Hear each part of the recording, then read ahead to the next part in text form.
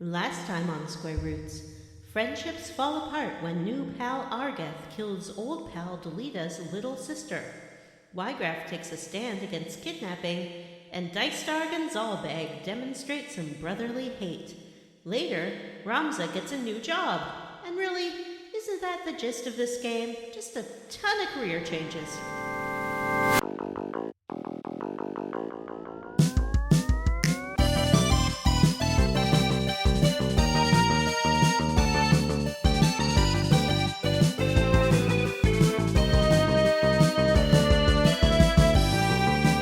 Hey everyone, and welcome to Square Roots, the classic RPG podcast. My name is Jim Banks. I am joined by Matthew Van Sant. Hello, Jim. John Zolbag Brandon. Wow. I'd rather be Zalbar missions friend. And Vanessa. Bing bong, No. bing boop, that's been the bing sound bonging an automaton all makes. night. Bing bong, bing boop, the automaton's at You're the referencing door. something on a track that you have deleted. I don't get the reference at all. All I know is that she's been doing it for 30 minutes. Well, That friends, is this uncultured. this is a podcast where we play and talk about our favorite classic RPGs, one chunker at a time. And today we're going to talk a little bit more about Final Fantasy Tactics. It's my favorite RPG. This is your favorite RPG? This is my favorite RPG. Your favorite. Even That's why more Matt's so been than talking Elden about Ring? it non-stop. It's just like, ooh, what about Final Fantasy Every Tactics day, yeah. strategies? How do I get higher levels in Final Fantasy Tactics? I need more. I have maybe played tactics. this game too many times, to be honest with you. So I'm kind of having a tough. I'm still having a tough time with it, but I'm all caught up, ladies and gentlemen. That's true. It's true. My favorite Would you say RPG. that? Would you say that Are you Final gonna ask Fantasy me if I like Tactics it more is than the? Elden Ring again? No, Because I got I'm news gonna for say, you, pal. would you Elden Ring's okay? Would you call Final Fantasy Tactics the Elden Ring of Final Fantasies? No, I wouldn't. In any way, shape, or form. That's Strangers in hard. Paradise. Final Fantasy. Yeah. Yeah, that's definitely Strangers in One. Paradise. Coming out next week, by the way. Next I mean, Friday. if you want to compare Elden Ring to a Final Fantasy Right. game, Maybe you it's a Tuesday definitely have to do Final Fantasy 1 because, like Final Fantasy 1, it's completely fucking obtuse and is hardly a game. It's mostly just a collection of actions and animations that you Isn't have. that what the every hottest video game take. is? That's the hottest Elden Ring take I've heard. It's barely a game. All right, I might be exaggerating. Come on. You love that game, Matt. Yeah, you I know like what? it. Speaking of hot new gaming releases, do you guys have any hot gaming news? Oh yes. Vanessa does. There's a game coming out about dinosaurs and they got feathers. That was What? gonna be my. What game is Was it Exo something? Oh, is that the one where it's like dinosaurs pouring out of a portal in the yes. sky? Yeah, that's silly. Okay, so is that not Regina from Dino Crisis? That's in the what I trailer? thought. I thought it was a Dino Crisis thing. Because she's Regina? got the black leather and the red Yeah. hair. Isn't It looks there like- like time travel stuff in Dino Crisis 2? Or doesn't Yeah. it allude to some? Yeah, there's like time travel stuff in there. Yeah, We figured Is it out. it a stealth Dino Crisis sequel? I feel be. like that's Regina in the trailer, It looks like her. and it's a Capcom game. Yeah, it's a made Capcom game too. Yeah. Dino Crisis, but this looks like a horde game, like where it's like like Back for Blood, Left 4 Dead. Oh, you think it's like that? Yeah, that's what it looks like to I really liked Left 4 Dead, like the original one when it came out. Like I played the heck out of it when I was in college, but now I'm just not really kind of interested in that kind of game. But I mean, it's fine if people enjoy them. It's just not my thing. me. Exo Primal. It was in that- the PlayStation State of Play the other day. Oh, there's the weather report, and the lady's like, "It looks like there'll be heavy dinosaurs tonight." Yeah, she's like, we're expecting a big influx of, or like a fusion alert or something, and then it cuts to like a TV footage of dinosaurs just falling out of the sky, like hundreds of velociraptors. It's very silly. And they have feathers. Just like in real life. Just like in real life. Dinosaurs were big birds. All of your preconceptions are wrong. Jesus rode them around. Nope, that's not what anybody said. That's what some people believe. Okay. Is that everything from the State of Play? Or was that from the State of Play? I know that Sony had a State of Play today. It was strange. It was like a whole State of Play, and they just did the one game announcement. Is that it? Really? Well, they didn't, no, they did they talk about showed- Forspoken? They did, and more of Strangers in Paradise. Oh, cool. I gotta check Did that out. they announce the next Infamous yet? Because that's really all I'm interested in. What's that studio doing now? Spider-Man. No. Yeah, didn't they're they doing the do Spider-Mans. Insomniac? Sunset Overdrive. I didn't Did they like do that the game. Spider-Mans. I Yeah. didn't care for it either. Don't forget also there was the Cowabunga collection, which had a bunch Yeah. of Oh, yeah, I Teenage saw that. Mutant Ninja Turtles collections. And this is another one of those Konami collections that I think M2 does, and they were pretty good. Mm-hmm. Yeah, 13 Teenage Mutant Ninja Turtles games in that thing. There's a lot of these I haven't played. Like I don't think I ever played Fall of the Foot Clan that was on the Game Boy. Oh, that one's I never played like Hyperstone Heist. It was on the Genesis. Like I played the Super NES ones, like Turtles in Time, which is one of my all-time favorites. But a lot of these I'd never even heard of before. So They it's collected. the arcade Hyperstone ones. Heist, like basically Turtles in Time with a few different levels. Oh, was it? That's Yeah, I interesting. feel like that they're I similar. just want to play the NES Turtles again so that I can remember my hatred for it. That one's hard as hell. Like there's It was not possible for me as a child. I never did that. There's an abomination. arcade that I go to that I take my daughter to sometimes, and they have a cabinet with that Turtles game in it, and goddamn is it hard. Like it's fucking difficult. I haven't played that Simpsons game since it came out in the arcade. Oh, that Simpsons game it's basically that NES Turtles game. There's a I think the Simpsons game is more fun though. there's a Simpsons NES game. It's SNES. Yeah, I don't think it ever came out on NES, but there's a Simpsons arcade game like the Ninja Yeah, Turtles the arcade game. cabinet. Yeah, Oh, and really? it's a lot like the Beavis and Butthead video game. Wow. I don't Oh, think I ever did the Beavis and Butthead, but I like the Simpson. You could play as Lisa and hit things with your jump rope. Yeah. I got some hot I games. can't tell if y'all are talking about the like arcade bash 'em ups Yeah. or Well, the yeah, NES those. Turtle game. Well, there was the Nintendo You're saying there was a version Simpsons of, game like the NES Turtle game? Well, because the TMNT arcade came out on NES, Yeah. and that's what he's talking about. Yes, I'm that's talking what I'm about talking the about. Nintendo Turtles game that was fucking impossible. But there was a more than version of it one in the Turtles cabinet, right? game on Nintendo. Yeah. Remember Manhattan Project, TMNT 2, the arcade Maybe it's Manhattan game? Project that I'm thinking of. Super The one where you Mario like World? go to where Yeah, you that's go a to the good one beach. with lots of Turtles. turtles. Yeah. Okay. Any other hot gaming news? Wait, am I Yes. thinking of the Manhattan Project, the one where you're like fight on a beach? Yeah, it definitely was That- called the Manhattan Project, and you and Albert Einstein and Oppenheimer. It's about a new series of turtles named Einstein, Oppenheimer, So Tesla, Tesla. Name one Nintendo. more. Hawkins. There's a woman. There's a lady for sure. Kardashian. Mary Curie. Ew. Yeah, Curie is a good one. No. Nintendo In the- has decided to delay the These release turtles. of Advance Wars. Oh, because Yeah. of the ongoing European turmoil. Yeah, which was supposed to come out in less than a month. You know what? That's fair. Like I don't think that's an unreasonable thing for them to do. Don't they say that like Russia is one of the enemies and they invade a country no, in there's, the like, game Blue or Suns and one was like, based they all on have- one was based on it's Russia, not- like Russian iconography, and it's about that country invading another country. Listen, it sounds like they're just trying to be cautious, and little baby gamers can fucking wait a month. I wasn't- Fucking who Oh, cares? why are you mad? I'm not mad at you, but I'm mad at the attitude that I have seen expressed elsewhere in much more negative ways than you are.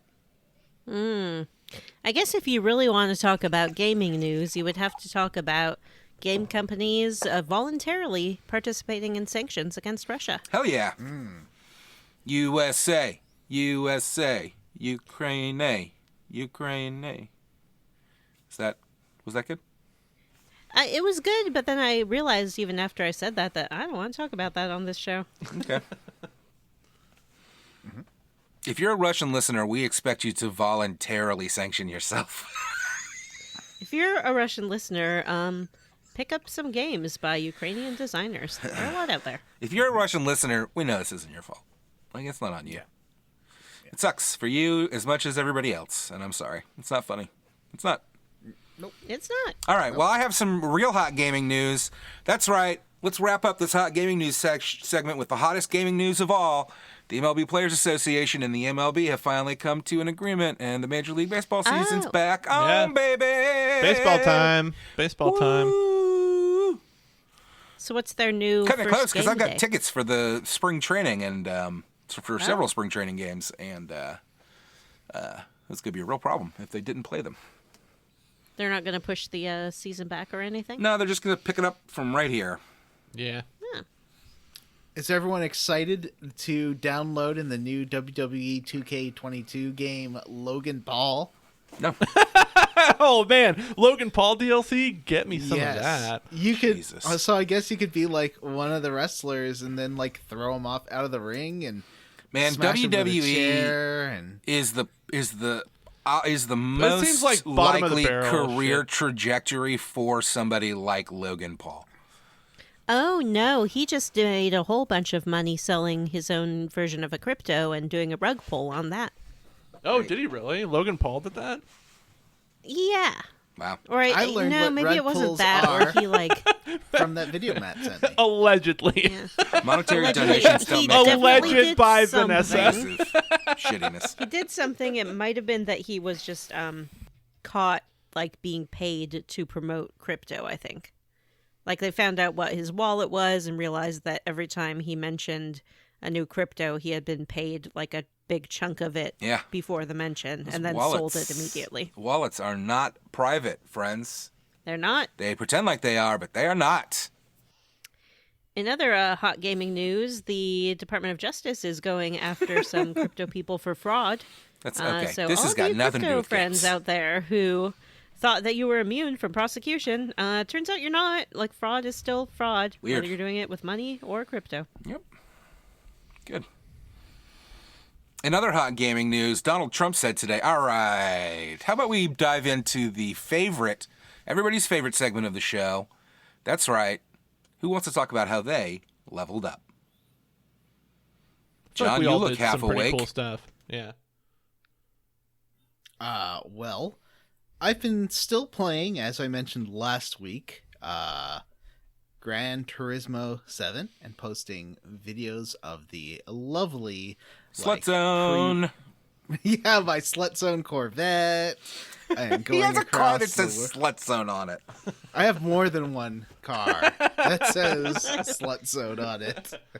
Wow. Johnny, some of the pictures you posted were just like the car from the game superimposed on a photograph. Yeah, that's like a bit in the game. It's pretty neat looking that you can do that. There are ones around where Vanessa lives, redacted, so maybe I'll try to find some close to where Vanessa lives, but I will not post them publicly. So I'm just gonna send them to Vanessa. You find stuff Yeah, around where I that's live? No, the closest is Miami. No. And they Miami's have not very Miami close. and Daytona, and that's it. Remember, I sent you. I posted on Facebook group Tampa sucks anyway. my Florida pictures. Posted a bunch of them, and I have been playing Elden Ring and Final Fantasy Tactics. So yeah, I guess Gran Turismo is the only non Square Roots game that I've been playing. Oh, I've also been watching a show called Jeeves and Wooster. Have any of you heard of this show? No. Of course. It's a very old show, and it stars House MD. Oh Yes. yeah, Hugh- and Hugh Ask Laurie? Jeeves, the search engine, and they're like buddies, right? It's like Knight Rider. House and Jeeves, John's new favorite show. Jeeves You have is a the medical butler. disease. Let me check This that is with sort of the. I think this Google. is the popularization of the name Jeeves for butlers. These are P.J. Wodehouse What? stories from the 20s. Oh. And assembled into a TV show with Hugh Laurie and Stephen Fry, with Stephen Fry right. being the very smart butler and Hugh Laurie being kind of an idiot, as he used to play that a lot before he started playing. For the Americans, he decided to play Yeah, a smart before he found his character. American accent. Yeah. So it's about kind of a foppish dum-dum. He's not that dumb. He's just irresponsible. And then he always gets out of scrapes with the help of his butler. But usually the butler helps him get out of scrapes by doing things that kind of like impact him in a negative way, in a funny way. Like he always helps out his employer, but he never helps him out without like taking a little bit of his self-esteem away. It's pretty great. It's very funny. Stephen Fry is nothing but sarcasm in that show, and he is wonderful in it. I do recommend. I've been watching a lot of Drunk History again, even though they haven't made a new season in a couple of years, which is very sad. So I've been watching. So then I was like, oh, I'll just buy the whole season of the UK one on iTunes. And friends, when the host sounded like Jimmy Carr and was Jimmy Carr, that was a bad sign. And then like the first segment ends with just an awful transphobic joke, like an awful one that should not Oh. have made it to air in 2018 or whatever. Like, what the hell, England? Like, that ruined. I was like, can I get a refund on this? This is shit. Like, it wasn't funny. It doesn't have any of the charm of Derek Waters interacting with the hosts. The hosts are all like, yes, when I went to Eton, this is the sort of thing we talk about. Like, they're all just awful. Oh my gosh. Well, Yeah. the British are drunk all the time, so I don't understand why it would be different than just a normal British show. Yeah, they handle their drink too well, so it's not that funny.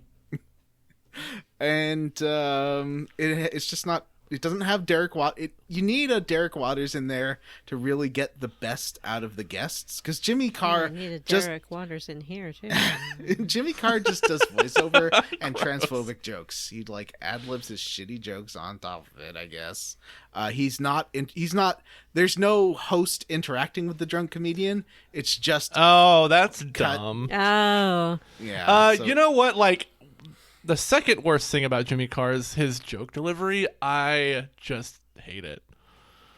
I think he's a bad he's comedian. not a very like the only. I was okay with that show. I literally just told you because everyone's making fun of him in the show, which that's good.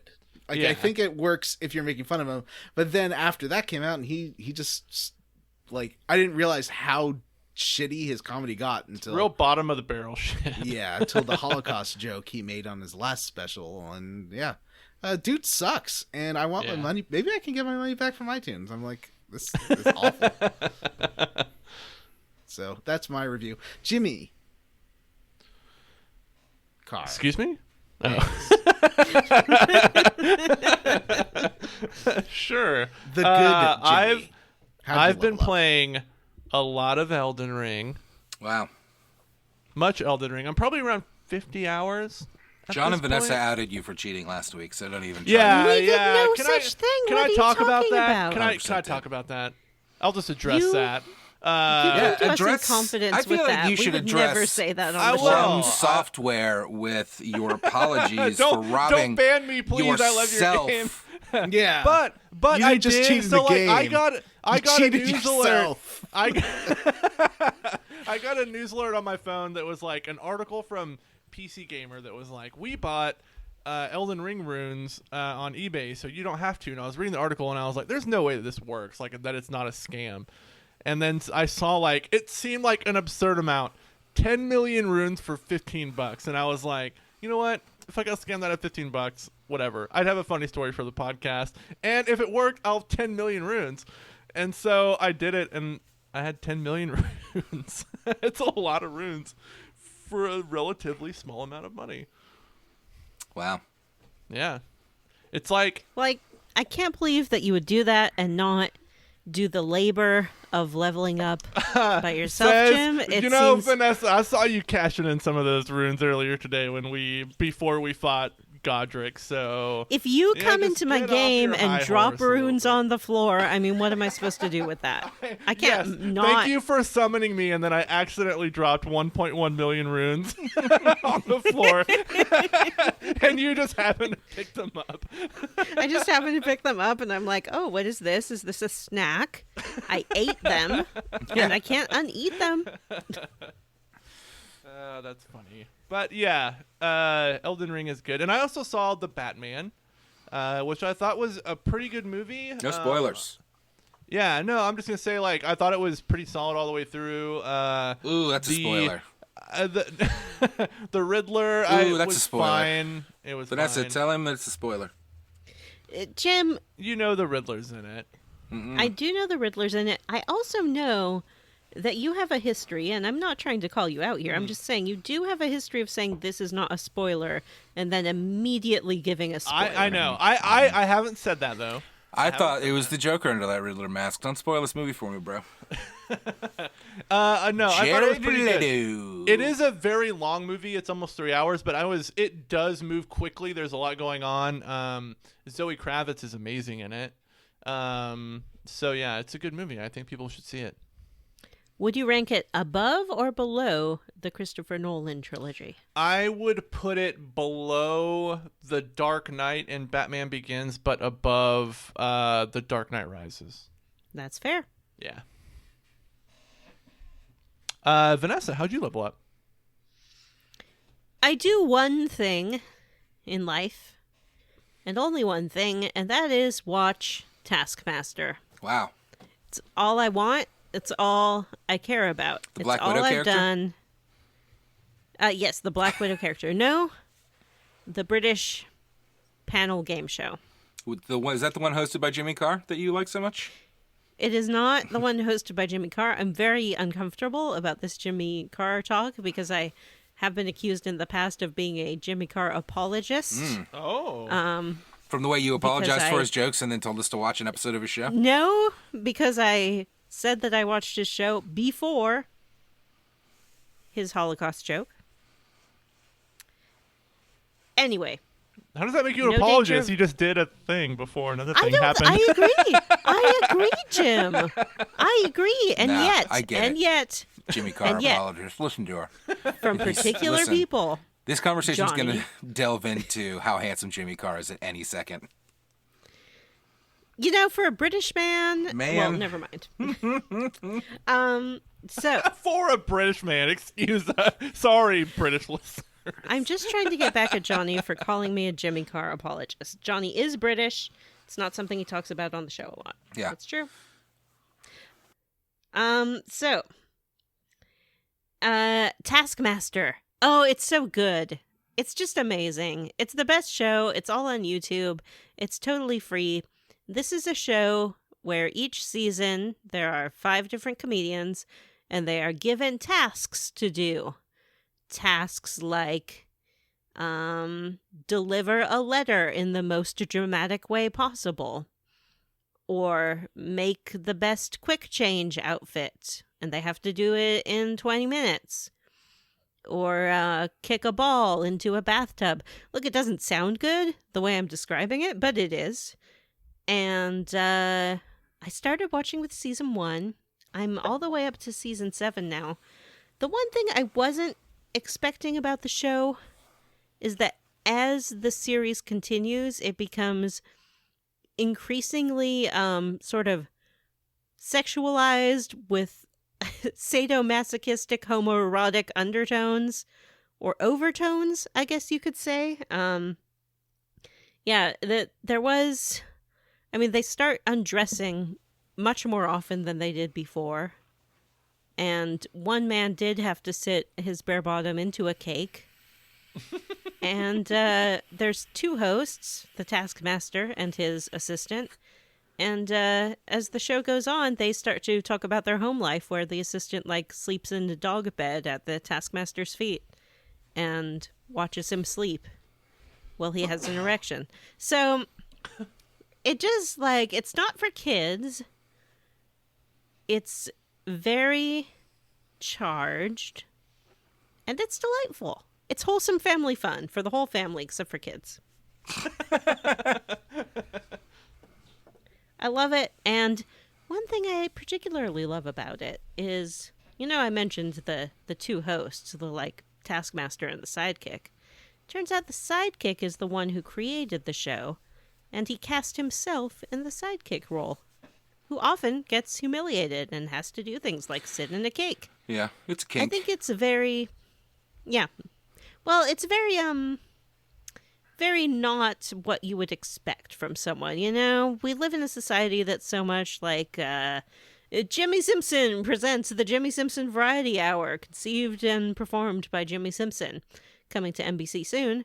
And so it's just it's nice to see a show where someone's like, you know what? I recognize my strengths. My strengths do not lie in being in this particular, weird authoritarian role, so I'm going to cast someone else. And then I'm going to sit my naked bottom on a cake. Taskmaster. You should probably watch it. It's all I do. That's all you do. Well, I also started playing Horizon Forbidden West, and I like it a lot. It's a delight to be back with Aloy and my friends. The end. What about you, Matt? How'd you level up, buddy? Hey, I leveled up this week by playing Elden Ring, I guess. That game's hard. Did you guys know that? That if you don't have 15 million runes, it's pretty tough? Have you tried I don't think it's eBay? very hard. Yeah. What I do is I ride around on my horse and I dick around. And then when I find a yellow wall with a boss behind it, I make a party chat with Jim. And I'm like, Jim, come kill this boss for me. Mm-hmm. And he does. And then I keep riding around on my horse. Mm-hmm. See, I think the bosses are one of the most fun parts of the game. I think the bosses are the least fun part of the game. Yeah, we were talking about this off air. You hate the bosses and like the exploration. I like the exploration and love the bosses. I love the exploration. I do feel like it has enough to keep me going, to find whatever monster is over the next hill. I don't know. This far into the game, it feels like the systems have really opened up to the point where it feels a lot more like a modern action RPG than it did for that first 10 hours. Yeah, it was very esoteric, but now that I've figured out the weapon scaling and how to use certain items and incantations and weapon the Ashes of War stuff, I like the mechanics are pretty fun. Cool to manipulate, I'll say. So yeah, that's what I've been doing. I watched, hey, has anybody ever seen the show Happy Endings? I've heard of it. I've heard of it. I have also heard of it. Well, I rewatched Happy Endings for the 5th time because it's only 3 seasons and it's amazing. And Damon Wayans Jr. is in it and he is hilarious. And so is Eliza Coupe, who is also amazing. And I think they're my favorite characters on the show. The end. I started watching The Good Place and I watched all of season 1. What do you guys know about The Good Place? Do you know that it's good? I know a lot about it because I watched the whole thing. I also have a book by the guy who made it. I have that book too, read it. and I haven't read it yet. How to Be Why would you read it? You Perfect haven't watched by Michael it. Schur. Michael Schur Yeah. has made more than The Good Place. Thank you. Name one thing he's made. The I Office. said that I not a had thing. watched The Good Place. I've watched all of it. But yeah, I also have that book and have not read it. And you Yeah. know what? I feel like just looking at the cover of the book, he'd be okay with that. He'd be like, you know what? It's okay to have a book that you haven't gotten around to reading. I agree. If you've watched The Good Place, just stop before the end. Why? No. We've talked about this. It gutted Johnny. I thought it was beautiful and moving. We just have very different reactions to that. Yeah. Well, see, I had just recently did a Scrubs rewatch, and that last episode always hits me like a fucking 10-pound hammer. That one wipes me out, man. Yep. So I was like looking around for what's next, and of course I pivoted into happy endings because Eliza Coupe is on the last season, or last 2 seasons, I guess, but I didn't watch that crappy half-season thingy that they did, Scrubs Academy or whatever. But anyway, but yeah, I felt emotionally ready to finally take on the final season of The Good Place, because nothing can hit me harder than Scrubs. Right? I can't do this all on my... Oh, wait, I forgot. I'm not to sing songs that will get us a DMCA. Hang on, let me think about this. I really don't think it's a problem, Vanessa. I can Things do I things can't on my do. own No, if I that's too want. close. I'm no Ultraman. I think it's fair use Doing to sing things that's not for me. I cannot do them alone, you see. I need a friend, and where is he? Knock, knock, it's an automaton. That's not, had nothing to do with anything.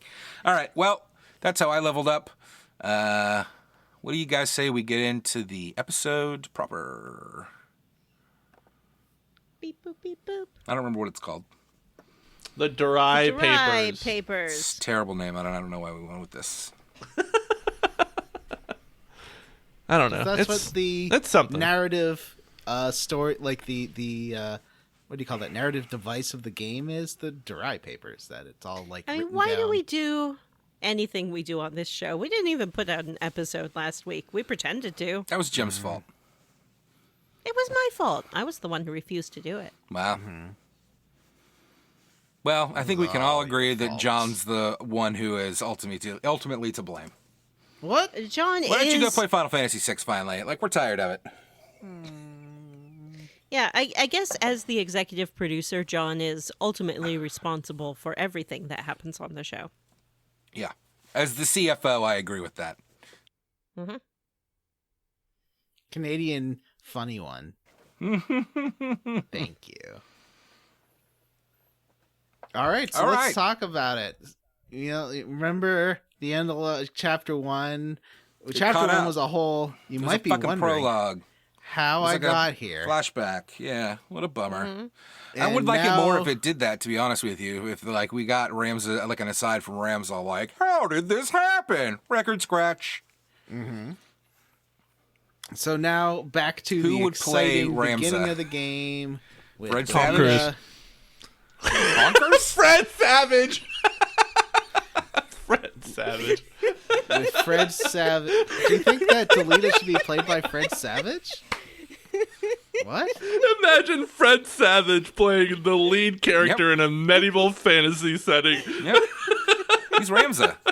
Guys, That's a how did I real- get here? Maybe he's in like not. Yeah, he's not 1982. Ramza. Yeah. Arguably, Fred Savage was the lead character in The Princess Bride. Kind let's of. He's part of the see. framing narrative. Yeah, being part of the framing device does not make one the main character of the fucking... He was the lead character. That would be like saying he's the lead character in the movie Clifford. Did 'Cause any he's the of little you boy watch that Martin Short is mentoring? Uwe Boll's Dungeon Siege? No. Yeah, I've seen And that piece of crap. The the random people hired to be in a fantasy narrative. That's pretty great. Wasn't Jason Statham in that movie though? Yeah, No, he that's played the in farmer. the name of the king. Oh, that's, That's in the- the name of the king. That's the same movie. It's Is the it? same movie? Yeah. Because its full title is in the Name of a King, a Dungeon Siege Oh, Tale. that's right. Yeah. What And even is the- Dungeon Siege? Dungeon Siege is a video game from the 1990s. And you play a farmer. It's like Diablo-y, I think. I don't know. I never played it. So Dungeon Siege, the movie, all the sequels did not use the Dungeon Siege license, and There were instead were sequels? just called like In the Name of the King 2 and 3. Yeah, I remember that. And one of them was like time traveling Dolph Lundgren. Oh, so he does the He-Man thing? Yeah. So could you watch it back to back with He-Man and I think it's consider the it a sequel? opposite. He pulls a reverse He-Man, and he's like a cop from the future who goes to this fantasy past. Oh, I think that's how it works. That sounds stupid I never fun. saw the second one. I would love like a Hollywood like stupid mashup of like this sci-fi cop goes to fucking fantasy town. But the first me one had Robo-Dragon. Matthew Lillard. What's his name from Casino? Joe Pesci. No, the guy Val with Kilmer. the guy with the eyeliner in Casino. Guy with the eyeliner in Casino. Oh, Goodfellas. I mean. Oh, Ray Liotta. Yeah, it's got a Ray Liotta. Yeah, It's that's got right. The first Hellboy, Ron Uh-huh. Perlman. Ron Perlman. I feel like that it was has his last attempt at making an actual last Franca, attempt. I feel like Franca Potente was in it for a minute for some reason. I really like her. It had Wait, why Burt are Reynolds we was the talking about king. this? That's right. Yeah, King Burt right. Reynolds. He's on he's on screen for he's on screen for like 2 seconds. I think he's laying in bed for one of them. And he's on a horse, and That's yeah, they were not getting him off that horse. He was just going to be on that horse one time, and that's it. Anyway, what does this have to do with Ramza? Oh, because we were Nothing. talking about Fred Savage. Fred All right, Savage. move a Fred ball. Savage is done telling his story. Why I'll did you do say one Fred take. Savage? I have Gotta to be know on this why. horse once. When the idea of We were talking about casting- framing devices and fantasy movies.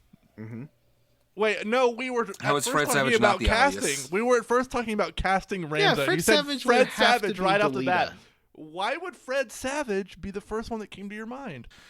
After I don't telling know. his story, Ramza's party, What along about with Macaulay Agrius and Culkin as Gafgarian, Ramza? pursued Delita across Evilise. I feel like Macaulay Culkin would make a better Ramza. I think you're right. Yeah, totally. We go to Zerkshol Falls, and there we find the princess and Delita on a bridge being assaulted by knights. And we're all Yeah. like, whoa! And then Gafgarian's like, whoa, actually, I'm on their side, and betrays us. Oh, Dun, before dun, you that, you dun, with his also dog get face. you get a chocobo named Boko, which is a Final Fantasy V reference. Okay. And you can, Yeah, he you had can a save black chocobo baby or for Boko. somehow, which is like in my thing now, and I'm like, what do you... Basically, if you have a monster in your party, they will have babies, and that's how you get I just got a black chocobo. Those ones have like a long range attack, which is really useful, called Choco Pellet. Can't imagine why you would ever use one though. Like, I don't know. I've been leveling mine up to level up that Choco Pellet. I fun. can't imagine wasting time leveling up a chocobo in this game. Well, like, there's like- already so many characters. Like, you just get Yeah. we're about to get Argius, whatever her fucking name is, and she's like level 12. I had to go fucking grind her up. What a bummer. Yeah, she's level 22 now, I think, in my game. She's great. Wow. Wow. That does sound like them dying when they die in this game. There is a point where you can recruit a pig, because they appear very, very rarely in this game. Oh, yeah, I one fought a of pig. These... Sorry? I fought a pig. I killed it though. Yeah, did you recruit it? No, I don't care about any of that. I guess you can sniff out truffles and stuff, and Oh yeah, and then you can be like, give me back my pig. I'll go get my pig. Give me my pig back, please. I would like to have Yeah, my pig so back. it's very dramatic because basically, what's the name of the princess again? Or Ovilia? She's like, "What are you doing with me? Where are you taking me?" He's like, "I don't want to walk anymore." He's like, "You got to keep walking, lady. Come on." She's like, "I don't want to," and that's when these guys come in. And you come in, and then Gafgarian's like, "All right, let's." When these Northern Sky forces see Gafgarian, like, "Okay, murder everyone," and you're like, "What?" And he's like, "Yeah, I mean, everybody." Yeah, legit. Dogface wants everybody dead, and And not Ramza hard. feels very shocked and betrayed by Gafgarian, who is going to kill him. And so you get this first waterfall fight that's pretty fun. these are fucking great, right? with the bridge, but there's several of these. Like the waterfalls are some of the. Man, I said it in the first episode, but I just want to say it again. Like, I don't know what it is, but I think that the level design in this game is fantastic.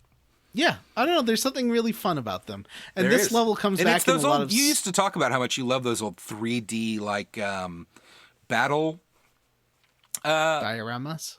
dioramas. Yeah, like you get in like the Final Fantasies and stuff. And this is exactly like that. It's like a diorama. It's so charming. I just love it so much. And these specific falls come back later, but not this chunker. Yeah, not this chunker. And it was a fun fight. But of course, they do say, "Hey, they try to get you on your side against the princess by being like, hey, dude, I'm sure your brother will still forgive you." And you're like, no, he's a real jerk. I'm not siding with them. So you and Delita fight on the same side for once. And Well, for many times. well, Yeah. that's true. I'd say we fought with him more than we fought against him at this point. Well, I don't think you ever really fight against him yet. We right? just lose track of him for a second, right? Yeah. And he's like, I'm going to take the princess again. You're like, no way.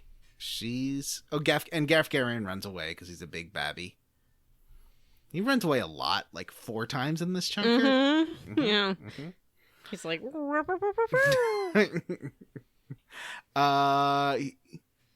He's trying to take her to Fort Besselat, and you're like, well, no, we're gonna take her to like the one person we know who's kind of independent from these royal struggles. We'll take him to Lionel Castle because that's where Cardinal Delacroix is, and he'll help us because he's a nice guy. It's pretty traditional to take refuge in some kind of church when you're experiencing political prosecution. Persecution? Persecution, surely. Persecution. Yeah, you stop into a church that you pass along the way, and you get down on your knees, and you begin to pray. They'd be safe at home if they were in Fort Besselat. But here they are, evolution dreaming on such a winter day. Such a winter day. That was beautiful. Thank you. So you make a beeline over to Lionel Castle. Now you do have to, if you ever are going to fight in there, you just got to be careful because you might start fighting on the ceiling. And you also have... Oh, what a feeling. Mhm. And Fighting on the ceiling. the head of Lionel Castle turns to you and says, "Oh, hello. Is it me you're looking for?" And you're like, "Yeah." And he's like, "Okay, this is great. The princess super safe with us." Before you actually get to Lionel Castle, you do run into We're let's skipping talk about a huge chunk. well, right? No, just Mustadio Bonanza. Yeah, we gotta run into Mustadio. We run into this guy. He is a little blonde buddy in a fun. He's got like a jumpsuit, like a fun little jumpsuit, And like a blonde ponytail. And he's got And a his name is special Mustadio. gun, and the gun is one of these guns that have, because guns aren't super common yet. They've been found in some of these ruins. Anyway, people are like, "Give us the jewel," and he's like, "No," and they're like, "Well, too bad. We're gonna kill you." And you can be like, "I can help this guy," or you could be like, Last time we helped a guy, it turned out to be the guy who killed Delita's sister. "That's true." And so this, you can choose not to help Mustadio, but it'll make you way less brave. You can't choose not to help. Well, you can choose say, to not care if he gets knocked. Yeah, I accident. But you take a bravery hit if you do. Oh, really? Oh. Yeah. Is that what happens there? Yeah, you lose a couple of points of bravery. Wow, what a bummer. Mm-hmm. But you can raise... Jim Banks in my game is an order, and he can just like raise people's faith and bravery. And oh, really? That's what orders do? That's cool. You can raise those stats. Now, And also Ramza can do it. He can learn an ability to raise bravery as well. The thing is, if you raise it 5 points, then 1 point will usually stay. 1 or 2 will be permanent. Oh, wow. So yeah, you can raise those bravery stats permanently by giving a little bit more every fight. But I think it's like 20% of what you've added to it stays. You just have to do the same thing you do when you're grinding and put all your people in a corner and let them bonk each other and raise each other's bravery for an hour, and you'll be good to go. Yeah, pretty much. You can also lower a character's faith. Now, why might you want to do that? Because faith not only affects how much magic damage they can deal, but how much magic damage they take. Because, as everyone knows, you have to believe in magic in order for it to affect you. I believe that you can actually max your faith out on a character and they'll leave the party. Yes, I think bravery too. Really? They'll leave the party? Yeah. So you don't want it hitting 99. Why would they do that? If their faith hits 99, I think they leave for the church or something. Yeah. Oh, that's interesting. Okay. Wow. Okay. So Vanessa, Yes. I guess it would be nice if I could cast good Wouldn't it magic. be nice if I could cast magic? Not everybody can do a lot of Then we damage wouldn't have like to play you. so long. But you got to think twice before you give those points away. In these games we play. Because I play them too, Vanessa. Is this whole thing going to be like a spoken word version of some song I've never heard? I'm 'Cause just I wondering. need I know some that That's song. been from every joke in this that episode so far. Like, we Time to gotta pick my heart squash right the off music floor. references. If love comes down without devotion, it takes a strong man, baby, but I'm casting fire because I got a lot of faith. I prefer the Limp Bizkit version of that song. Thank you very much. Nobody prefers the Limp Bizkit version. Okay, maybe some people do. I remember when I was a young little baby, I was watching a repeat of Total Request Live because I was born well TRL, after it was over. if you're nasty. Yeah. And they had done a vote to see which version of that song people preferred. Wow. And the Limp Bizkit one won. And I was like, what was wrong with these people who, again, were voting before I was born for this show that was off the air by the time I could tell what the TV was. Yeah. I mean, I'm sure it happened when Limp Bizkit was popular, and it wasn't embarrassing to admit that you even know that they did a cover of Faith. Did you ever watch that Sheer RL where Paul Shear pretends to be Carson Daly and he recreates scenes that actually happened on TRL? Was that when Human Giant did it, or is that a different thing? It's just on his YouTube, and I think the best one is when Randall Park plays Eminem and recreates a famous Eminem scene. Oh my gosh, that sounds amazing. It's real good. Randall Park is awesome. So anyway, we run into a machinist named Mustadio, and he's running from some assassins who were sent by the Bert, or is it Bart, do you think? Bert? I'm going to say, BART, the subway system in San BART? Francisco. It is. well, there's no E. That's true. Bart? Just Trading Bay Company. Area Rapid Who- Transit. Are a bunch of organized crime guys who do human trafficking and smuggling drugs. And then if you beat them, you save Mustadio and he joins the party as a guest. And But you're wants, you got to tell us why you're joining. well, but he won't. But he's he does tell us. He finds out that we are going to see the Cardinal at Lionel Castle and begs to come along. And he won't really tell us why. He wants to talk to the Cardinal. That's all we really know. So I have some questions about his firearm. Uh-huh. He seems to imply that he found it Yes. underground. Yes, this is a post-apocalyptic Earth, obviously. It always is, isn't it? Yep, When isn't it? Yep. Name one game we've played where it wasn't a post-apocalyptic. I'm pretty sure Earth. that this New Gaug City is supposed to be like the island of New York.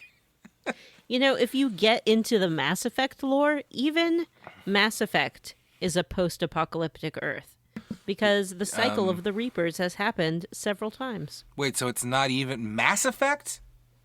Even Mass Effect Mass is a Effect is already a post-apocalyptic Earth. sci-fi. That's what I'm saying. God, that's stupid. All right, well, but they have I don't want to talk about this.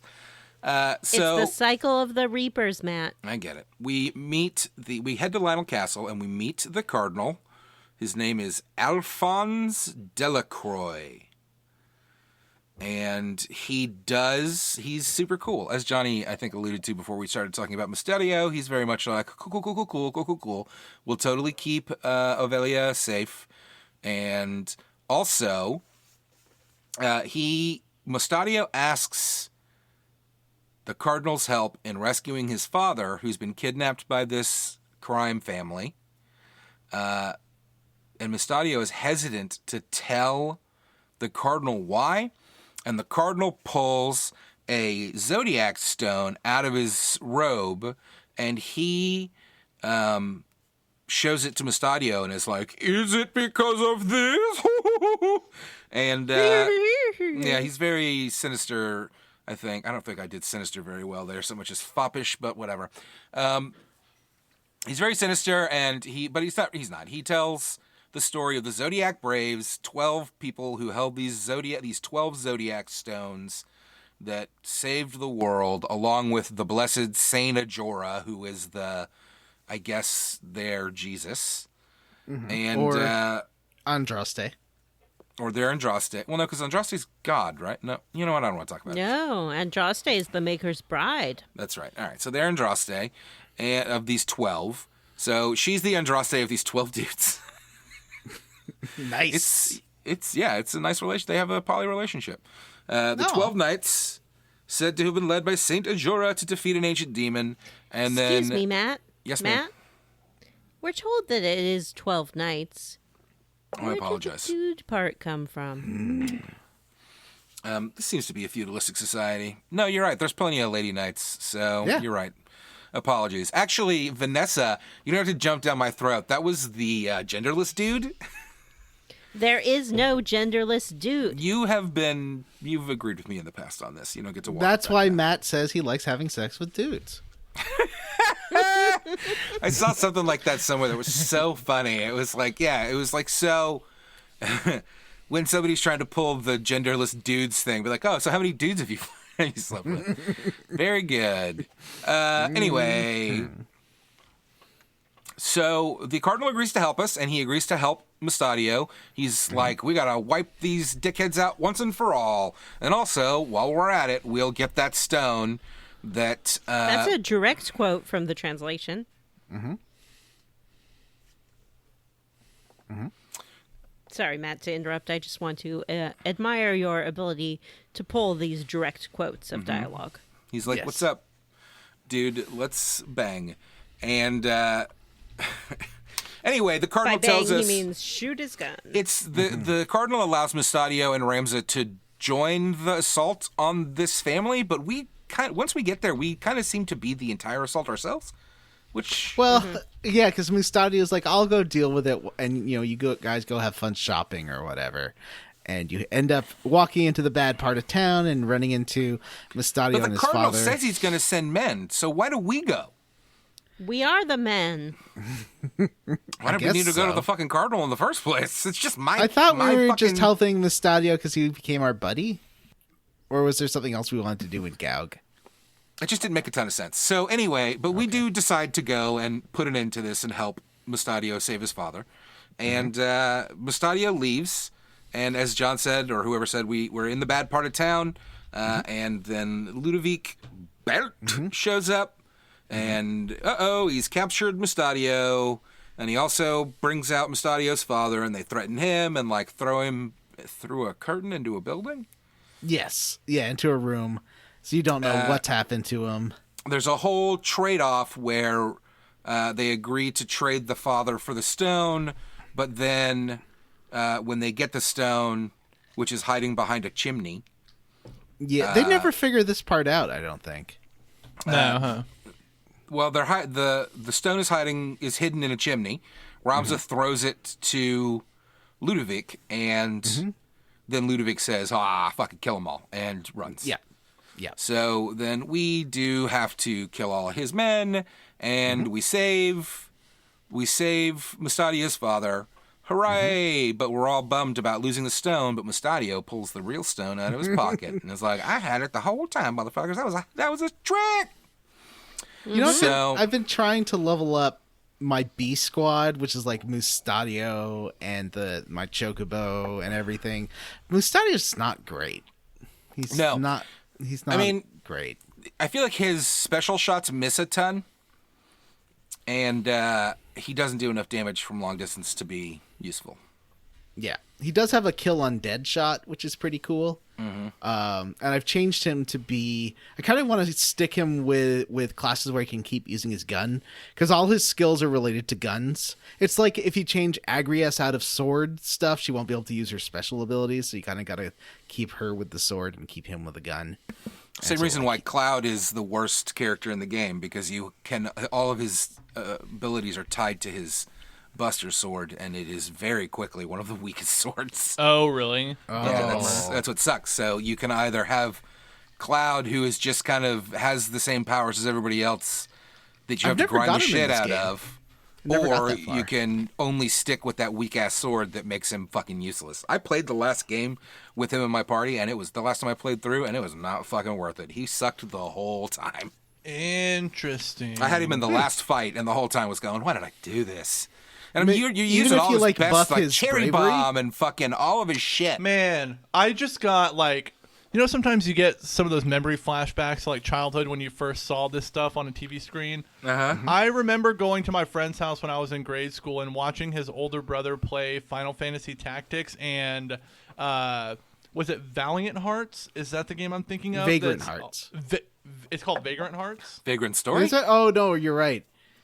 Is it Oh. Valiant Hearts? Maybe it is It's- We don't know, because all you said is Valiant Hearts. Is Vandal, that the game Vandal. I'm thinking of? Vandal Vandal. Hearts, yes, Vandal Hearts. I watched my friend's older brother play Final Fantasy Tactics and Vandal Hearts, and those games are super fun to watch, but not very much fun to play, in my opinion. Vandal Yeah. Hearts looks amazing, though. That game looks Yeah. way better than Final Fantasy Tactics. No, What a dumb thing to say. I think it does. incorrect. But it does look amazing. I love the look of it, and the big blood splurts that come every time you hit an Yeah. enemy. Oh, that's neat. It's got really cool animations in it. Yeah, wasn't there a Vandal Hearts 2? I never played that. I think there was, yeah. I wonder if that's on the Vita store. I should go look. It So probably we was. save the father, we have the stone, we've done the job, but we then get a cutscene where Bert returns to his boss, dun dun dun, the Cardinal, who is mad, and he and a third party whom I don't, somebody that we've seen around whose name I forget. Was that Orlando? No, it wasn't Orlando, right? It was another one of those. Because there's a guy I keep thinking is Orlando, but Orlando's Sid, so it can't be Lorne that. is Sid, and he can join your party, so He's not gonna be. another guy who with the special icon name, Yeah. dude. I don't remember his name. Anyway. But before this cutscene, the big shock is Mustadio's dad is like, yeah, Bart has been hired by the Cardinal himself. He's like in line with these dudes, and you're like, what? Yeah, and then I you cut love away this to Bart cutscene, going though. back to the Cardinal. Yeah, it's good. This and is such a good cutscene. Bart, there's three guys. Bart, not Mustadio. Bart.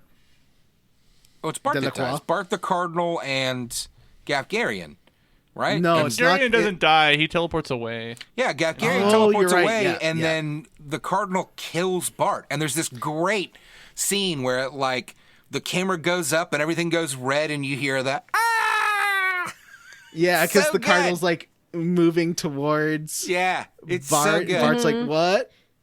This I is do some- not Cardinal's like suffer failure. Yeah. Yeah. Shall not be tolerated. This is What some a grade fun A scene. shit. I love Yeah. these little cutscenes of the little dolls. Like this charms the pants off of me. This is, I think, what really pushes this game over the edge. From I feel like like it to I love it. I love. they're the love way right it lengths. Because Triangle Strategy makes these scenes 20 minutes long, and I Yeah. think for a minute scene they work really well. But if you try to make these super long, it doesn't quite work. Well, and you end up with a lot of filler ass fucking dialogue because you don't need all these words to convey fucking this important one thing. So anyway, Gafgarian goes back to Dice Dog. to report that he failed to kill Olivia. And then Dice Dark sends Gafgarian to fight Ramza and tells Gafgarian to go ahead and fucking kill his brother if he has to. He's like, give him a chance, but kill his ass if he won't come. And even Gafgarian's like, are you fucking kidding me? Like, you're ordering the death of your own brother. You know that, right? And the guy's just like, haha, I guess I'm just a piece of shit. This is one of the things that bugs me. Buddy. Yeah, it's a real mustache twist. Yeah, it's one of the things Dialogue, that has always kind of bugged me about this game is that you never get at the very beginning of the game, you get like you're told there's an important family relationship here, and then it's immediately discarded. Yeah, and you don't really get that at all. These brothers are not characterized at all, except for mustache twirling assholes. They're like instant villains. Yeah, The emotional crux here isn't their journey. It's Ramza Ramza goes back to talk to these brothers again because he thinks that they can be reasoned with, and it's about him realizing no, what he thought of them has nothing to do with their reality. But like they get to do all the characterizing though, because it's all through their dialogue that they turn evil. And like I feel like Ramza's lines are pretty flat. well, yeah, he barely has any lines, doesn't he? Does he even talk in this he fucking doesn't game? talk. Yeah, he does, but it's not very Talks, much, yeah. and it's all really boring and flat. well, Yeah, he's always just your the bland idealist. yeah, idealist. He's yeah, super hero the character. idealist. Yeah. yeah. So anyway, we decide instead of going back the way we came to Castle Lionel, we will travel by ship to the port city of Wargilis. And then we will attack Castle Lionel from the back, where they won't be expecting us, and rescue Avelia. And when we get to the port city, we run into Delita. And they basically have a word salad conversation where Delita's just like, I'm swimming against the current of history, which is hilarious because we know that Delita is the supposed hero of the story that has been accepted and told over time. But in reality, Ramza is the one who is the hero. And we're learning the kind of the true story here, where Delita's just a dipshit who stands around talking about how fucking hard it is to swim against the current of history or some shit. Am I wrong? I mean, like you can sort. He's It's a good trying to cutscene, be a to be good honest with guy. It's a decent cutscene. I like Delita, but I he's don't. making some wrong steps. His motivations make sense for the most part. Like he's teaming up with people who are against royalty and want to bring the nobility down. But he doesn't. I think he doesn't see that he is also being used, Yeah. and that he's so angry that he doesn't see what his stuff is resulting in. The game really does a both sides. Yeah. He thinks he's clever enough to like change things from the inside, but then, he just ends up becoming another crooked cop. Whoa. So anyway, we leave the No, port I city. think he's a revolutionary who doesn't see who's like pulling his own strings or doesn't care. That's Yeah, I his think that's strings are right, John. I agree with that.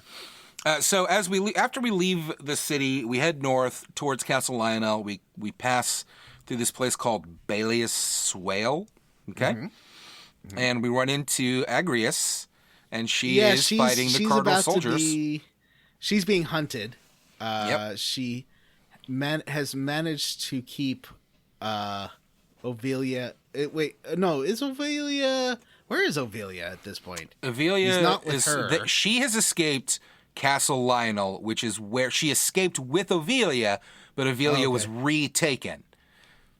So she is now going back. She is trying to go back to assault the castle herself to save the princess.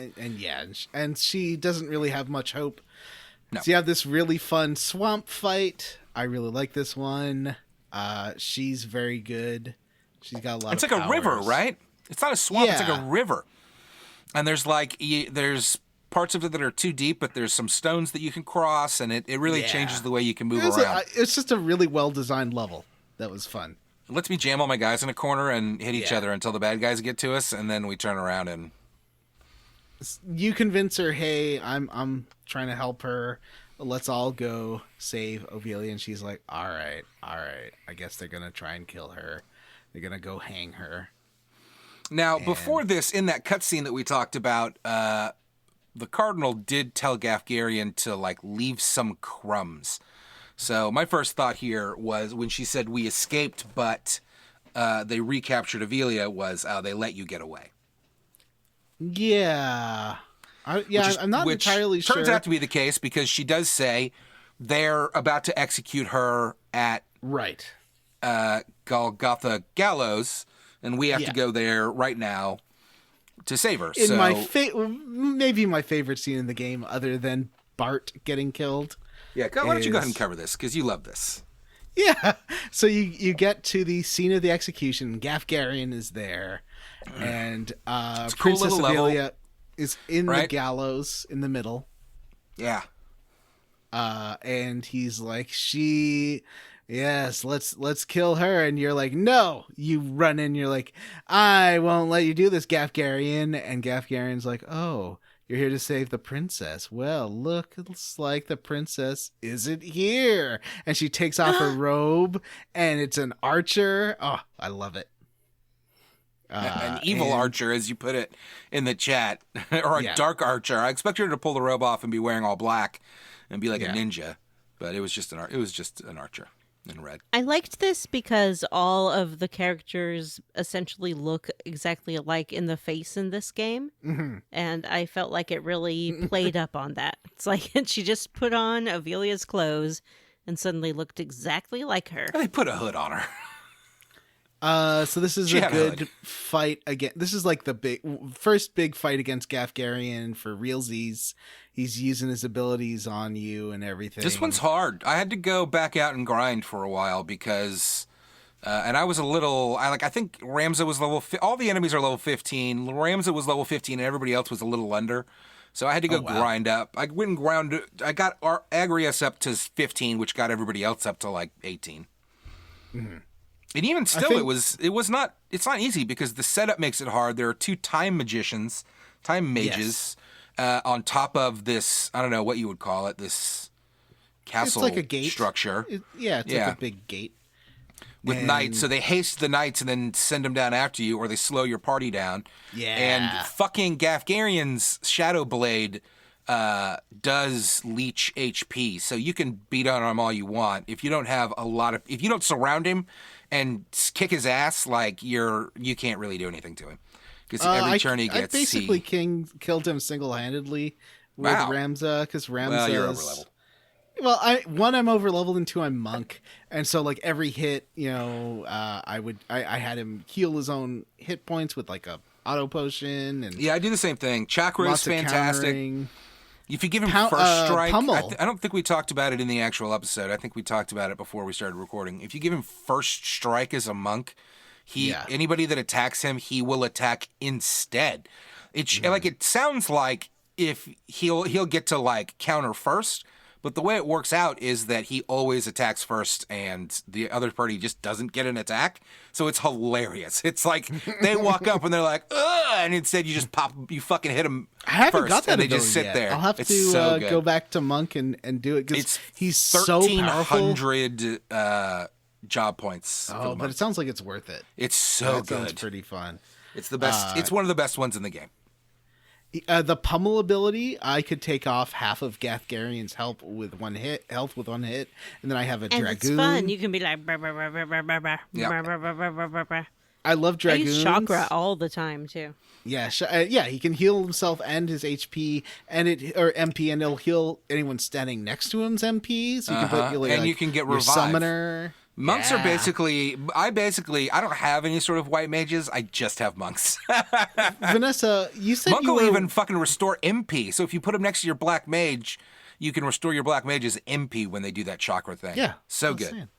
Yeah. Vanessa, you were saying you never were a summoner because I've been having... Oh yeah, that's one thing I used for this fight is the golem ability because my character Vanessa is a summoner. And this will just negate all physical damage for a bunch of turns, like maybe between like 5 and 10 attacks or something like that. It's really useful. Wow. But it does take a lot of MP.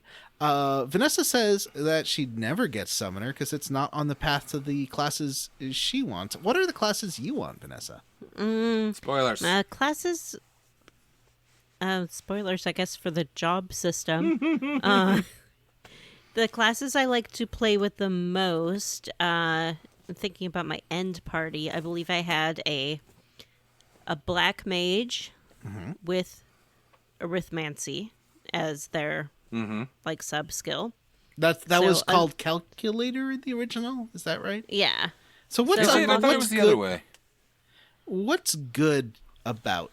So when I see arithmancy, I just imagine that guy who comes to your school and is like, "Look at this. Okay, you times this times 9. Now you times this," and he's got like that big white sheet and he's all writing lots of numbers at math, on there. and I definitely figured out there's some trick to it. It's like, what does it do, Vanessa? Does it hit everybody of a certain level? Vanessa, are you one? What does an arithmagician do? And 2, are you attracted to math magicians?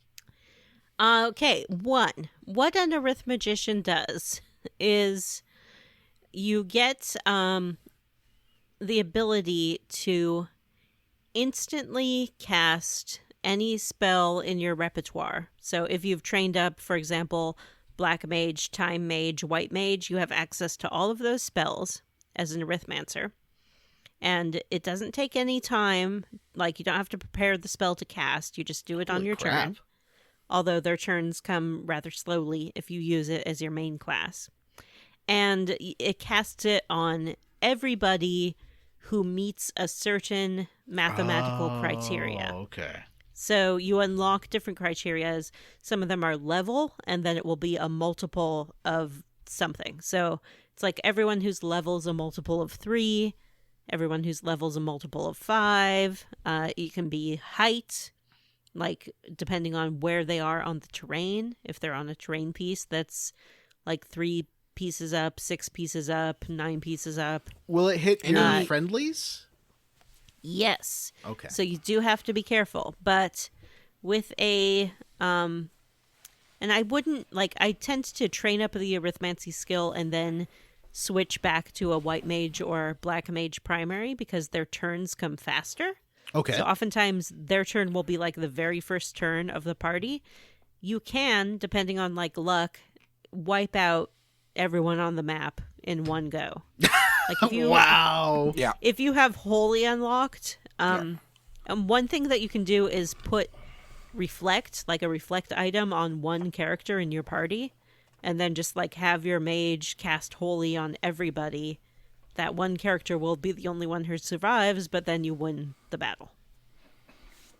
That's crazy. Yeah. It can be very, very overpowered. Yeah. Okay. It's basically a way to attack the entire field, but you kind of have to. But there's a gimmick to it. Like you can. It sounds like you would have to sit there and scratch it on a pad, but you don't, because they tend to level around you, so you can. No, well, not and even that that. too. It just highlights who is going to be hit by the thing. Yeah. What So do you you can need just kind to of pick what's unlock? going to do the most damage. Cardinal or not cardinal? Math magician. Oh, and you didn't. Oh, and please answer question 2. Okay. Do you want me to answer question 2 first? Yes. Or do you want me to answer okay? Yes. And then the way that you unlock Good to know. the Put that in your arithmancer notebooks. is, I believe you have to be level 8 in white and black magic, and then a high level in time magic and mystic as well. I think I can make Vanessa a math magician. I think you should. Okay. And then, as I said, then put that as a secondary. If you have her primary be summoner and the secondary be arithmancy, she can do all the arithmancy spells that she knows and summon things. That sounds pretty good. I used the shit out of summoners back in my original playthroughs, but I originally realized that they're just not as they kind of are not quite as much as they're not worth the hassle. But I do love them. But... Yeah, they're fun as hell. That's the thing. It's kind of like Final Fantasy VII, to be honest with you, which I think when we played it, I barely used to summon once because you just don't really need to use them. They're long. It's like using dragon incantations in Elden Ring, right? Yeah, What? like dragon incantations in Elden Ring. It takes too long, and Godric's going to hit you before you can get it off anyway. So, what's the point? But if you have 15 million runes, then your Eldritch incantation is super fast. So did you have a dancer as well, Vanessa? I did. What did they do? Did you? And I've never what's a bard understood do? what use they are, to be honest with you. Dancers aren't super useful. They basically do buffs or debuffs on all allies or enemies. So actually, I think they only do debuffs. So they have different dances they can learn, and the dance has like a 50% chance to affect every enemy. My favorite one that I used, I think, is called Forbidden Walls, and that will affect an enemy by casting either blind, slow, or toad on Forbidden them. Wall sounds like a name of a softcore porno. It undoubtedly is, Jim. Anyway, Yeah, so yeah, they just dance and dance, and they'll keep dancing unless you tell them to do something else. So they'll just keep casting, Stone Blind and Toad on They're like- all the enemies. they're like That sounds that fun. Dancing Moogle from Final Fantasy VI, but you wouldn't know about that, would you, John? So All do right, the bards so- the bards do buffs and the dancers do debuffs? Is that how? I never had a bard, and I Oh. never will. We all know how I feel about bards. That's a good I point. think I might try to make Matt's already a ninja. I think I might What's make a Matt mime bard. do? Is there mimes A in this game? mime or a mimic repeats the action of whoever you have them target. So, if, for example, you have an Arithmancer who can cast Holy on all the enemies, you have them cast it. You have your mime mimic the Arithmancer. That's 2 rounds of Holy in one go. Additionally, you can unlock a skill called Double Cast, where Yes. one person will cast the spell twice. You get your Rithmancer, you have him cast Holy twice on everyone. You have your Mime mimic them and cast Holy twice on everyone. Bing, bang, boom, you are in business. In addition, Arithmancy, because it is math, does not use any magic points. Vanessa's basically describing the way to get to the very bottom of the bonus impossible dungeon. I have done it. Yeah, so have I. That's how I did it too. All right. Anyway, let's wrap this up, guys. We're at the end. We fight Gafgarian again. We wipe out his party, and he does teleport away. There's a lot of talking where he does tell us, like, he admits that he argues with Ramza about. Oh, guys, come on, Vanessa. What did they talk about? She doesn't remember. It was too long ago. He's I don't all. remember, it was too First of long. all, Igrius is like, "You're a boliv," and Ramza's like, "Yeah, like I didn't mean to be though. I was just born that way." And then Gafgarian's like, Ramza's like, "You and my brother are fucking disgusting."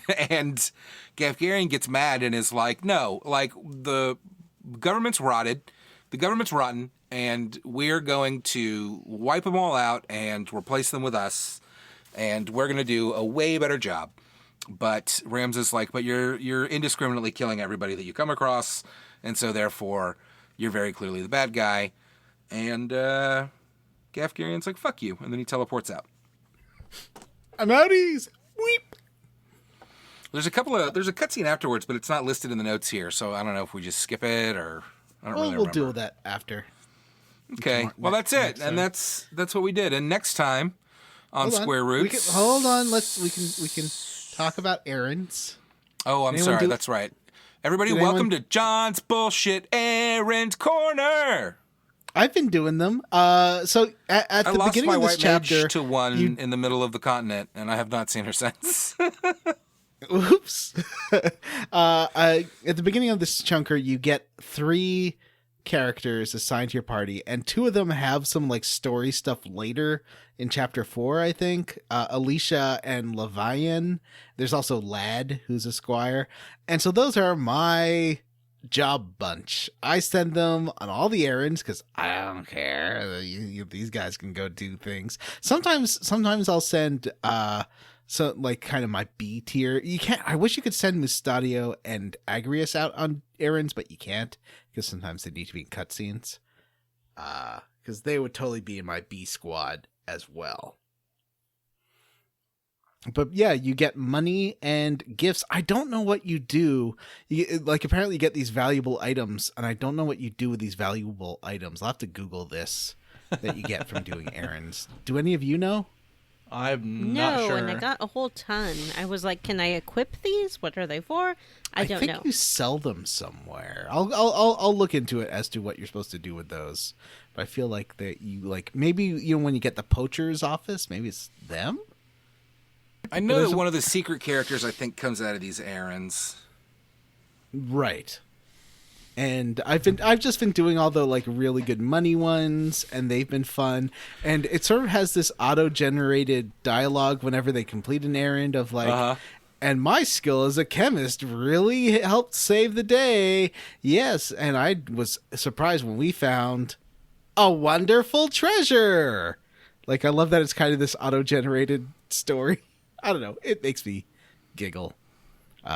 And some, like, I've been doing the ones that are listed as like most rewarding, and there's some that are only up during certain months, and they're also city specific too. So you kind of have to like go around the map, and then they're gone for 16 days. So usually, if you go around a map and then go to the next like story thing, and then go back, it's usually enough that you can go on to the next one. So I've been having fun doing that and doing the random battles and all that too.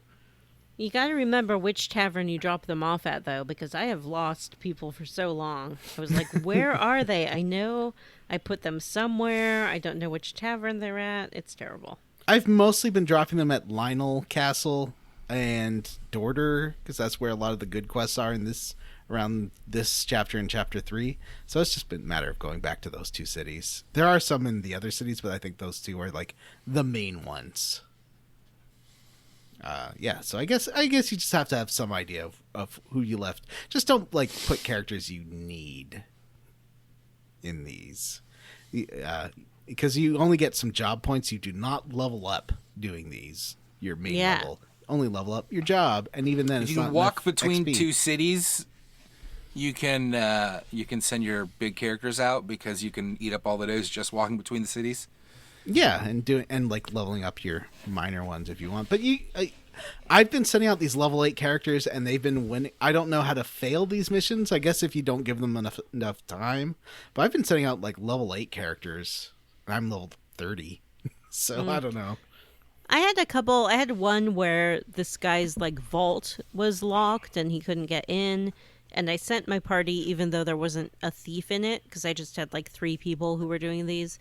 And they came back and they were like, we weren't really suited for this job, but we did it. Oh, did you like, I guess you should have a thief in that, or change someone's class to thief. Yeah, I assume so. And then sometimes you said they'll ask. They did it, but they didn't do it well. Right. So you didn't get the ultimate treasure. Right.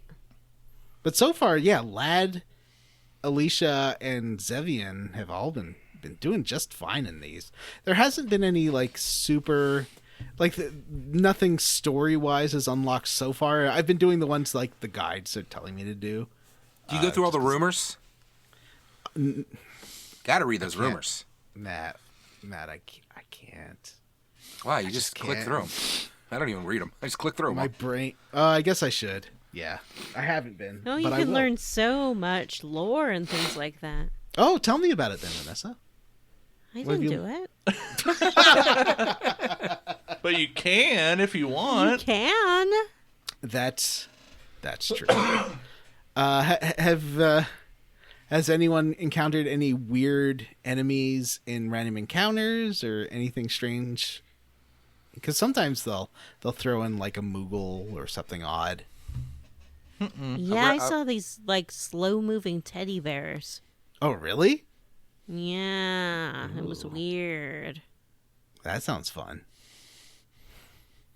All right. So next time on Square Roots, we're gonna finish chapter 2, and there's a big boss fight. And one thing you'll find out with the big bosses is their health bars don't work. And I thought it was gonna be like one of those things of when you get them down to critical, you'll see their HP, but nope, they just never show their HP, I guess. Oh, interesting. Because I killed this boss.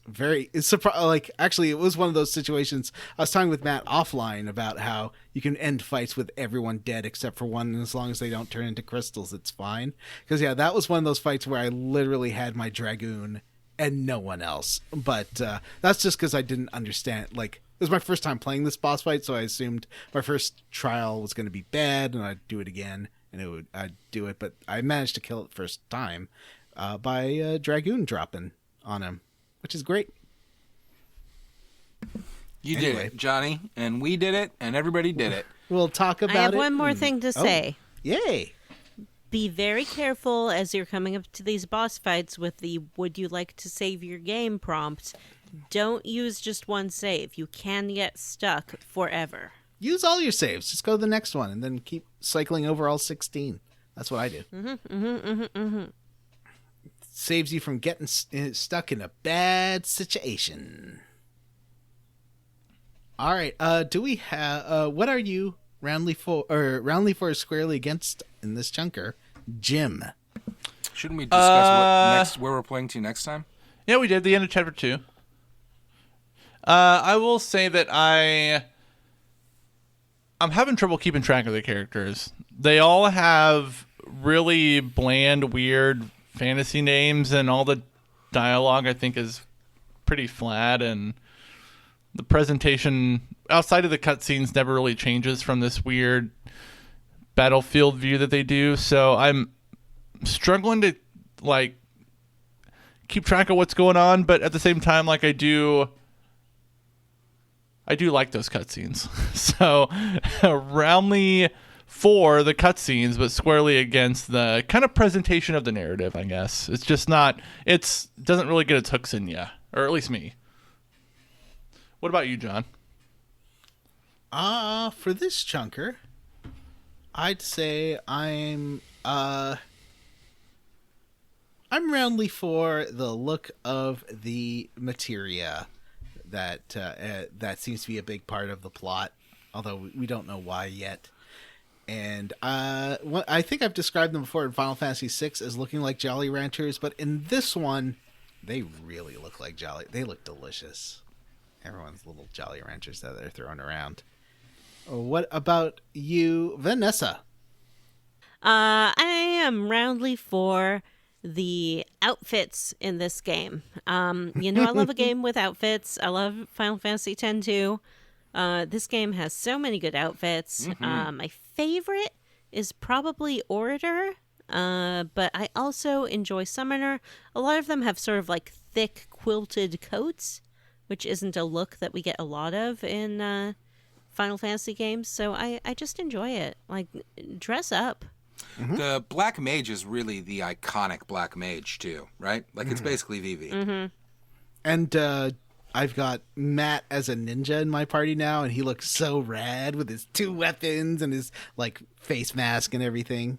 He's ahead of the curve. Yeah. I like how when your characters change jobs and outfits, sometimes their hair color changes. So they'll go from blonde to brunette and back again. There's no jobs for a redhead. The spy. I'm the spy. Matthew, what are you roundly for or squarely against?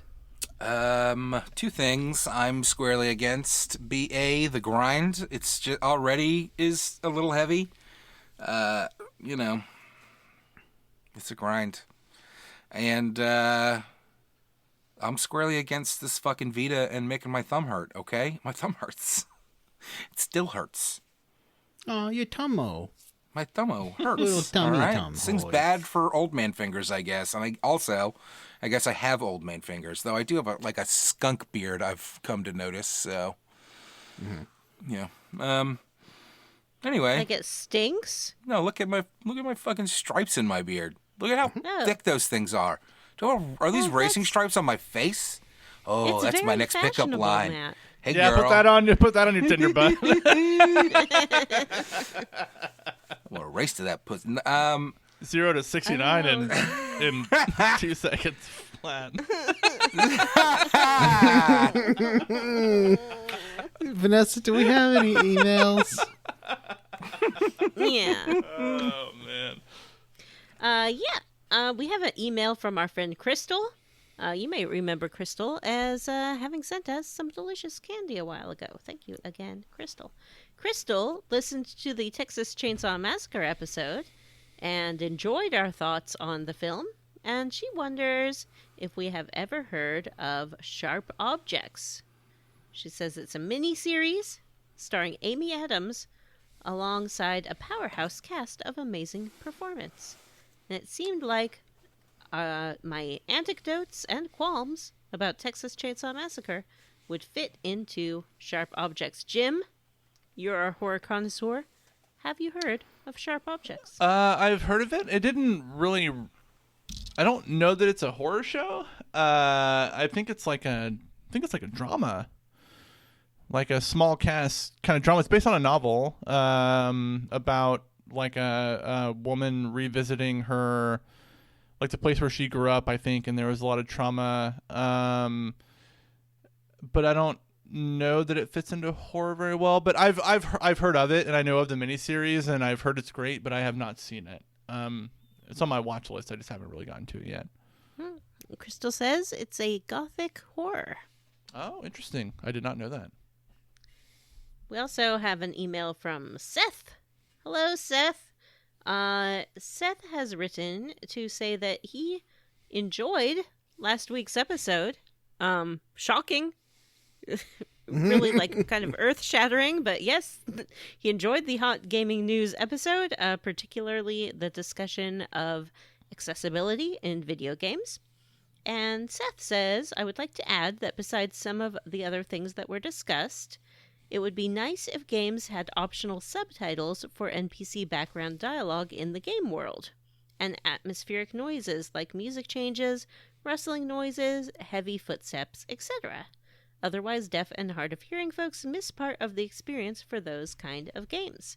I agree, and thank you for writing in. I have played a couple of games, and I do turn that on because oftentimes I don't play with volume on. There are some games do have that like ambient noise and world chatter and sound I feel effects. like it's mostly. I feel like it's very prevalent in like horror titles. Like that, like 3D ambient surround sound kind of noise stuff, but I don't know that. I don't know. Is that like an accessibility thing? The fact that that's not. Yeah, like if hearing the sound of someone dragging, a sword or a hammer when they're following you, you probably want to know those kind of sounds when they show up. I've definitely played. I'll have to remember what games it is that have that feature, but I've definitely played a few games that do. Johnny, Yeah, tell us about the Patreon. for $3 a month, you can get every single bonus episode we've ever made, and that's grand. There's some really good bonus episodes in there. This month, this episode will be on Elden Ring. That has the potential to be a really great episode. After tonight's conversation, I'm a little nervous about it. I don't want to be contentious because I feel like we all like the game. We all like the it. game. Yeah. Like, I like playing it. Yeah, I would be really bummed because like I've put a ton of hours into Elden Ring and I genuinely like it. And if we spent an hour and a half just arguing with each other, that would really bum me out. I'm just stunned because I don't feel like it's a controversial stance that I'm taking at all. I don't think so either. Like advocating for more accessibility is never wrong. But I think there's an interesting conversation to be had at where like artistic intent needs accessibility. We allow you to vote, and there's I guess we'll have to throw up another vote pretty soon. We'll have to think of a good vote topic. Like, yeah, we got to think of a good theme. Can we? Maybe, this was maybe kind of next, a mishmash. Well, we're doing a Final Fantasy game this time because I was like, we should do one that's all like Final Fantasy or Final Fantasy spin-off games. That could be a fun one. I well, wouldn't but not mind that next. since Not this next. isn't really. Our a next Final vote's Fantasy. gonna happen like in the spring, kind of. Is there like a spring theme we could use? Spring Fling. Spring Fling, favorite JRPG romances? Ooh. I don't know. We've played a lot of romancy games We have, already. yeah. Maybe maybe, with Easter coming, games where you start off coming back from the dead, which is a surprising amount of RPGs. Yeah. Oh, that's true. Yeah, we could games do with an resurrections. Easter themed episode. Yeah. I feel like that happens at the beginning of like Dragon's Dogma, Kingdoms of Amalur Reckoning, Planescape Torment, Shadowrun for the Super Nintendo. All those kind of start off with you dead and coming back. I feel like almost every RPG has someone who's dead and comes back to life, even if it's not the protagonist. But a lot of them very specifically are like, you've been resurrected. Yeah, so I don't know, maybe we could do like a 16-bit RPG. I think that could be fun too. Yeah.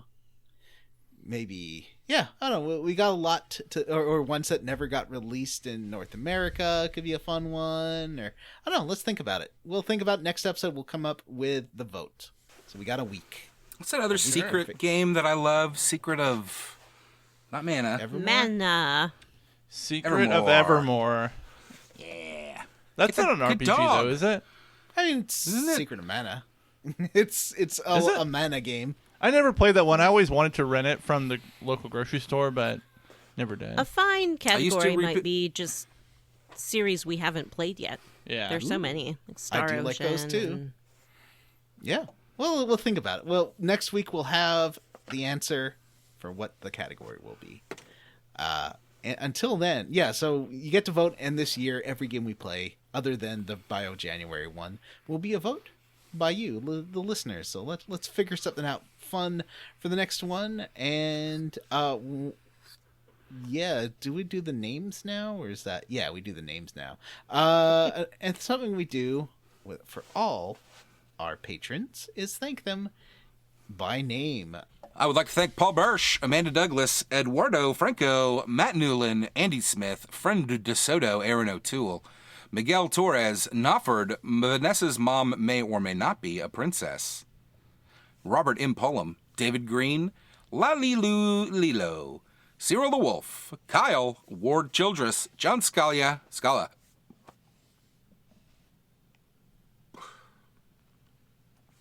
John Scala, Matthew Casterline, and Phoenix Up.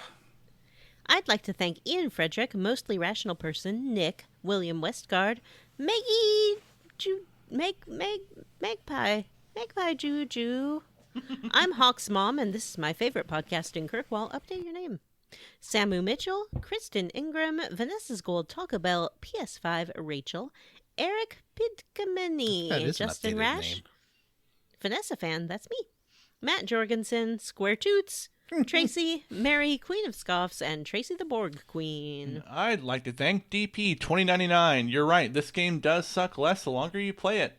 Sean Gonzalez, Angel, Michael Crawford, Arthur A, Joseph, Joshua W. Broxson, James, Help, That's you. I'm trapped in this avatar thumbnail, an evil floppy-haired Vanessa boyfriend, Rolled Earth, Wishbone is gay, Ron, Christopher Thompson, Hudson Roth, Surrender or Die in Obscurity, and Rubber Bear. I'd like to thank Breegirth, Citrus C, Christian Go, Marzipan, Acho, hey Marzipan, Butts on Parade, Anal Fantasy Tactile, Dr. Fine, say everyone's name, Cameron Shoei, Yakzussi like Dragon D's nuts across your face, George Brady, Tyler Crump, Huxley Iguana, Kita Renee, Prince Cifuentes wants to make the world smooth, Eric Garvey, Florian Jonas Kramer, Cerberus Minotaur, Armin Hammer, and Mikey Mucho. All right. Excuse me. All right, everyone, that's it for this episode of Square Roots. If you'd like, you can send us an email to squarerootspodcast@gmail.com. We have a Facebook group. It's a Square Roots podcast group for smart, cool, very attractive people. You can find us on Twitter. We are at Square Roots Pod. Don't forget to rate this podcast. You can rate it on iTunes. I believe you can rate it on Ghana. And you can now rate podcasts on Spotify. And I'd love to... Oh, Love to get you rating on that. And I'm going to do it right now. thanks to Stephen Morris for our Square Roots theme. You can find Stephen on Twitter as Beige on Beige and on YouTube. Links in the show notes. All right, everyone, that's it for this episode of... Oh, wait, does Vanessa have to do her thing, or did she do it? If she wants to. I won't do it. Okay. I'm just trying to find out, is it unethical to rate your own podcast? No. No. You know how many people's phones I stole to write the podcast at the beginning of this show? A lot. Not enough. I don't know how you think we got our first 100 reviews, but... Bye! Oh, Wait, Vanessa I'm not done. wasn't going to do her thing. I'm not gonna do it. Spotify, I still don't have that Joe Rogan money. I don't know how much clearer I can be about what I need. What I need is $30 million, so I do not have to put any effort into anything ever again, including this podcast. Now, you might be saying, that's a horrible deal. Why would I give you $30 million for a podcast that you're not going to put any effort into? I don't put any effort into it right now. You're getting the exact same project for the low price of $30 million and isn't giving me what I want worth it. Don't you Yeah. want to pay How for else what are you you would gonna- get for free anyway? How else are you going to keep those tens of Spotify listeners that we have? There are Yeah. dozens and dozens of listeners. Hey, but listen, if we went exclusive Spotify, we would bring at least 30% of our audience with us. It's so Yes. hot in this closet. Can we please be done? I'm sweating. So All right, much. everyone. For Square Roots, I'm Jim Banks. I'm Matthew Van Zant. I'm Johnny Brandon. And I'm a beep boop little android. This episode's gone on so long I forgot the tune to my song. Automaton. I'm really sad. All right, Automaton. bye. Oh, Automaton, thank you. Bye. Knock, knock, one time more. There's still an android at your door. Oh, wait, I mean an automaton. You waited too long and now he's gone. Just an empty porch with no one there. You're all alone and no one cares. That's why you should have answered the door. There isn't an automaton anymore.